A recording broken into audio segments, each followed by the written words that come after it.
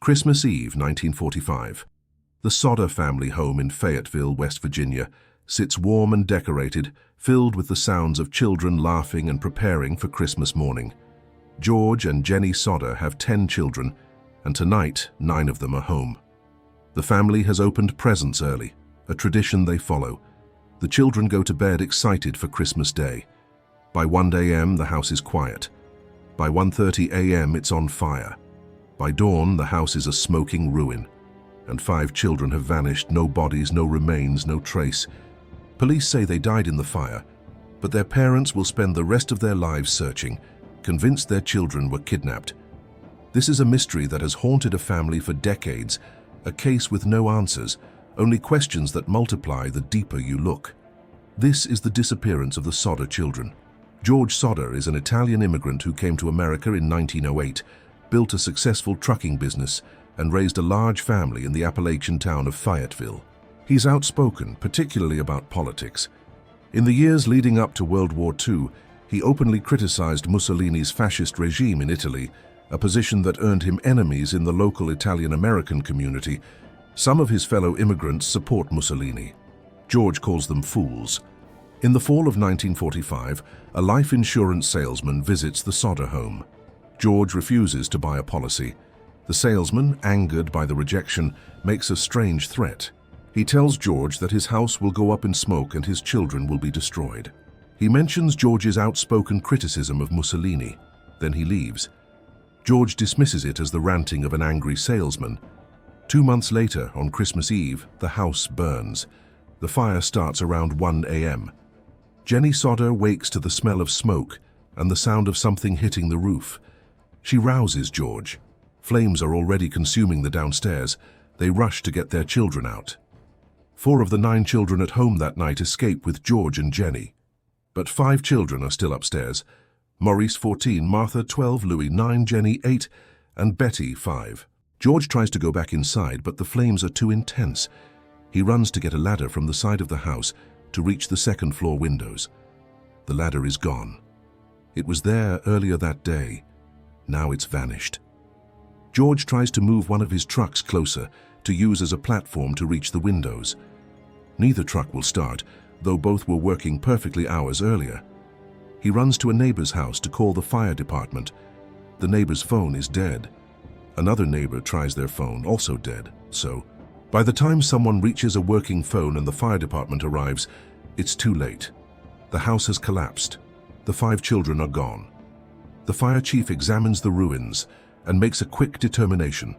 The children's bodies were consumed by the fire, reduced to ash. The remains were buried under the debris. George and Jenny are told their children are dead, cremated by the intense heat. But George knows fires. He's worked with trucks and machinery his entire life. He understands combustion, and nothing about this fire makes sense. The house burned to the ground in 45 minutes, an unusually fast rate for a wood frame structure. The fire department claims they found no remains, not even bone fragments in the debris. But cremating a human body requires temperatures exceeding 1,400 degrees Fahrenheit sustained for several hours. A house fire, even a severe one, doesn't generate that kind of heat for that duration. If the children died in the fire, there should be remains. Bone doesn't turn to ash in a house fire. It survives. So where are the bodies? George hires a private investigator and begins asking questions that the authorities don't want to answer. Why did the fire department take 7 hours to respond when the fire station is only 2.5 miles away? The fire chief claims he was out of town and didn't receive the call until morning. But witnesses say they saw his distinctive car driving past the burning house during the fire. Why didn't the phone lines work? The telephone company has no explanation. Why were both of George's trucks inoperable? Mechanics who examined them days later find the electrical systems tampered with, distributors removed. Someone sabotaged the trucks. And the missing ladder is found weeks later at the bottom of an embankment 75 feet from the house. It didn't walk there on its own. Someone moved it, deliberately preventing George from reaching his children. Then the witness reports start coming in, accounts that the police dismiss but the Sodders find deeply troubling. A woman who operated a tourist stop about 50 miles from Fayetteville reports seeing the 5 Sodder children in a car with several adults the morning after the fire. She serves them breakfast. She notices the children seem frightened, subdued, not speaking. The adults pay quickly and leave. Another witness claims to have seen the children in a car driving through Charleston, West Virginia the day after Christmas. A third witness reports seeing 4 of the 5 children with 2 Italian-speaking adults at a hotel in South Carolina. None of these sightings can be confirmed, but they share common details. The children appear frightened, the adults seem to be guarding them, and they're always heading south away from West Virginia. The Sodders hire a private pathologist to sift through the debris of their home. The fire chief claimed no remains were found, but the pathologist discovers several small bones and what appears to be part of an internal organ preserved in a box. George takes these remains to the Smithsonian Institution for analysis. The results are shocking. The organ is not human. It's beef liver, likely from the family's recent Christmas preparations. The bones are not from children. They belong to adults, and forensic analysis suggests they weren't burned in the fire, but rather had been buried for years before being placed in the debris. Someone planted false remains. But who? And why? The implications are staggering. If someone planted remains, then someone knew there would be no actual bodies to find, which means the children weren't in the house when it burned. Theory 1. The children died in the fire, and their bodies were completely consumed. This is the official explanation, the story authorities tell the Sodders, but it defies physics and forensic science. Multiple fire experts consulted by the Sodders over the years confirm that house fires cannot cremate human bodies. Bones survive. Teeth survive. Metal objects the children were wearing, belt buckles, shoe eyelets, survive, yet nothing was found. The fire chief's own report notes the fire burned hot, but not unusually so. There should be remains. The absence of any trace of 5 children is forensically impossible if they died in that fire. This theory requires believing something that cannot happen actually happened. Theory 2. The children were kidnapped by members of the Italian mafia or fascist sympathizers as retaliation for George's outspoken anti-Mussolini views. This is what George and Jenny believed for the rest of their lives. The evidence supporting this theory is circumstantial but compelling. The insurance salesman's threat 2 months before the fire, the sabotaged trucks, the missing ladder, the cut phone lines, the planted remains, the witness sightings of the children with Italian-speaking adults. And there's more. In 1949, 4 years after the fire, George receives a letter with a photo. It shows a young man in his late teens or early 20s.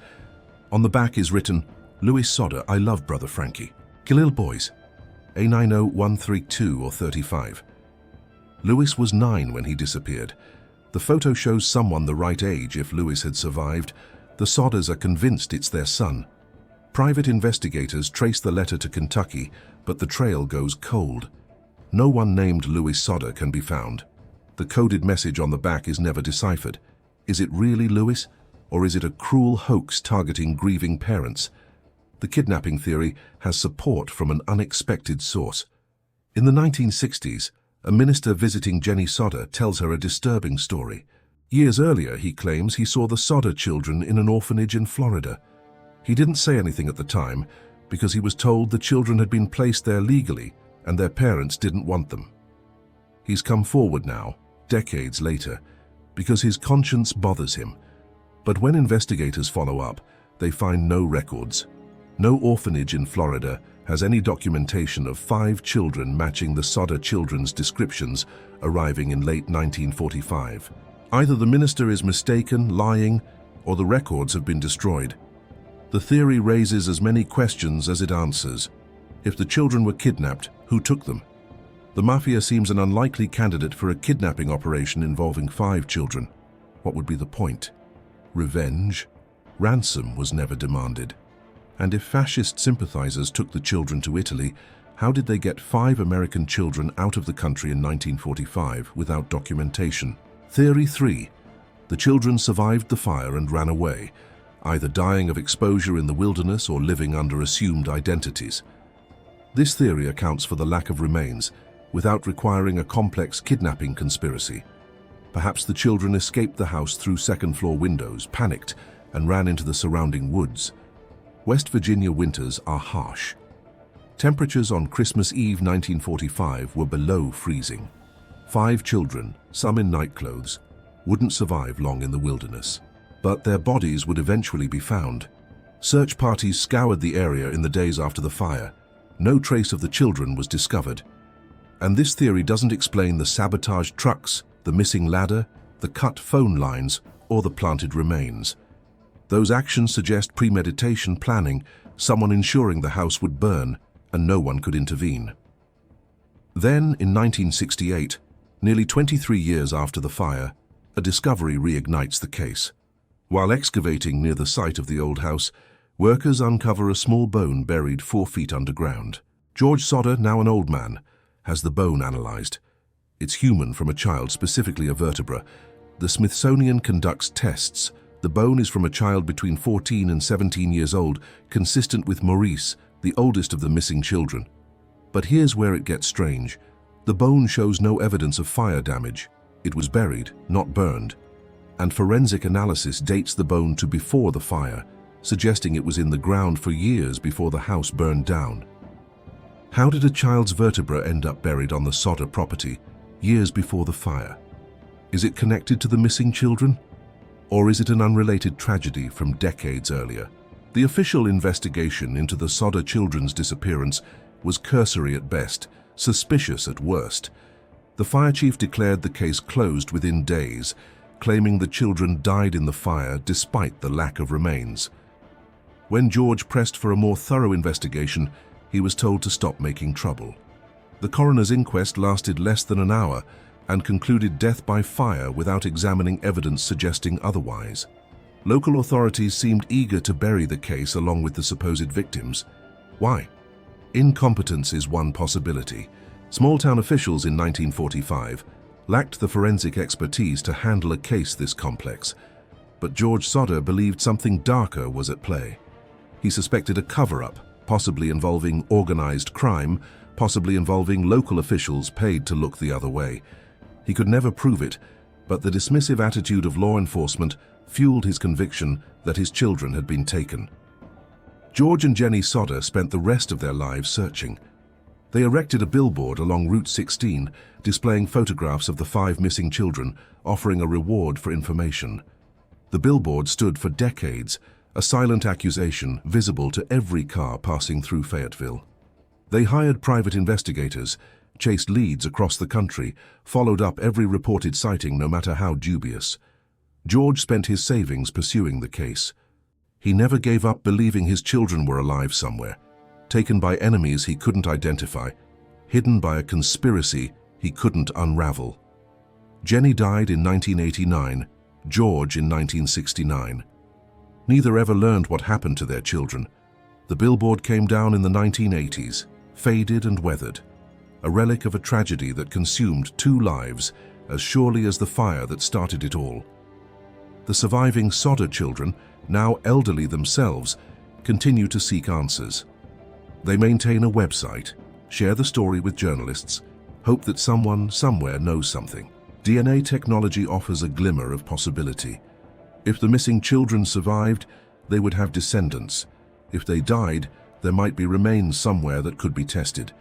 But without a body, without a suspect, without evidence that hasn't degraded over 75 years, what can be proven? The case file, such as it is, contains contradictions and dead ends. The physical evidence consists of a photo that may or may not show Louis Sodder, some vertebra that raises more questions than it answers, and witness statements that cannot be verified. Everything else is circumstantial, suggestive, but not conclusive. Modern fire investigators who have reviewed the case agree on one point. The official explanation is impossible. 5 children cannot be completely cremated in a house fire. There should be remains. The absence of any physical evidence of the children in the debris is the central mystery, the fact that everything else revolves around. If they didn't die in the fire, where did they go? 3 main possibilities remain. First, they were kidnapped, spirited away while the house burned, taken by people who had reason to punish George Sodder. Second, they somehow survived the fire and fled, dying of exposure in the wilderness or living out their lives under assumed identities, never contacting their family. Third, they died by other means before or during the fire, and their bodies were removed and hidden, though this requires asking who would do such a thing and why. Each theory has evidence supporting it and evidence contradicting it. The kidnapping theory explains the sabotaged trucks, the missing ladder, the planted remains, but struggles with the logistics of moving 5 children without being seen and the lack of any ransom demand or further contact. The survival and flight theory explains the witness sightings and the lack of remains, but doesn't account for the evidence of sabotage or why the children would never contact their desperate parents. The hidden body theory accounts for the missing remains, but requires a level of malice and planning that seems excessive for whatever grudge someone might have held against George Sodder. In recent years, researchers have uncovered additional details that deepen the mystery rather than solve it. Documents obtained through Freedom of Information requests reveal that the FBI received tips about the Sodder children in the 1950s and 1960s, but never shared this information with the family. One memo mentions a credible sighting of children matching the Sodders' descriptions in a hotel in Florida. Another references an informant claiming knowledge of an Italian-American criminal network that engaged in child trafficking. These leads were never investigated thoroughly. Files were closed. The FBI's interest in the case appears to have been minimal, despite the family's repeated requests for federal assistance. Why federal authorities showed so little interest in a case involving 5 missing children remains unexplained. Some investigators now believe the answer might lie not in conspiracy theories, but in a simpler, more tragic explanation. What if the fire wasn't arson? What if it started accidentally, perhaps from faulty wiring or a cigarette? What if the children did die in the fire, but their remains were scattered when the house collapsed and were never properly collected because the initial search was incompetent? This theory requires accepting that the sabotaged trucks, the missing ladder, and the cut phone lines were either coincidence or misremembered details added to the story over years of retelling. It requires believing George Sodder's conviction about a kidnapping conspiracy was born from grief rather than evidence. It's the prosaic explanation, the one that doesn't require shadowy criminals or elaborate plots.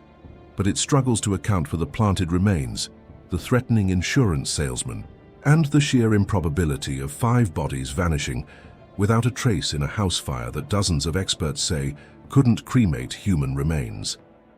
The photograph that George received in 1949 has been analyzed by modern facial recognition experts. The results are inconclusive. The young man in the photo could be Louis Sodder at age 13 or 14. The facial structure is consistent, but the technology cannot provide a definitive match from a single photograph taken decades ago. Without DNA from the man in the photo, which is impossible to obtain since his identity and location remain unknown, the question cannot be settled. Is it Louis? Or is it someone who resembles him, used in a cruel hoax? The message on the back remains undeciphered. Code breakers and cryptographers have examined it. Some believe it's gibberish, random letters and numbers meant to suggest meaning where none exists. Others think it might be a code specific to a small group, a mafia cipher or family shorthand that died with the people who used it. What we're left with is a case that defies resolution. 5 children disappeared on Christmas Eve 1945 in a fire that shouldn't have destroyed all evidence of their existence. The official explanation is forensically impossible. The alternative explanations require believing in conspiracies that may or may not have existed. Witness sightings were never confirmed. Physical evidence is minimal and contradictory. The people who might have had answers are dead. George and Jenny Sodder went to their graves believing their children were taken, not killed. Their surviving children maintain the search, though they're realistic about the chances of finding answers after 79 years. If the 5 missing Sodder children survived, they would be in their 80s and 90s now. They could still be alive. They could have families who have no idea their parents or grandparents were once 5 children who vanished from West Virginia. The mystery endures because it touches something primal. The fear that children can disappear without explanation, that families can be destroyed by forces they don't understand, that sometimes there are no answers, only absence. The Sodder children's disappearance is a wound that never healed, a question that was never answered. Did they die in the fire? Were they kidnapped? Did they run away? We don't know. We may never know. What we do know is that on Christmas Eve 1945, 5 children went to bed in their home in Fayetteville, West Virginia, and by morning, they were gone. No bodies, no graves, no closure. Just a mystery that has haunted a family and a town for nearly 8 decades. This is the disappearance of the Sodder children. This is a case with no ending, only questions that echo through the years, unanswered and perhaps unanswerable.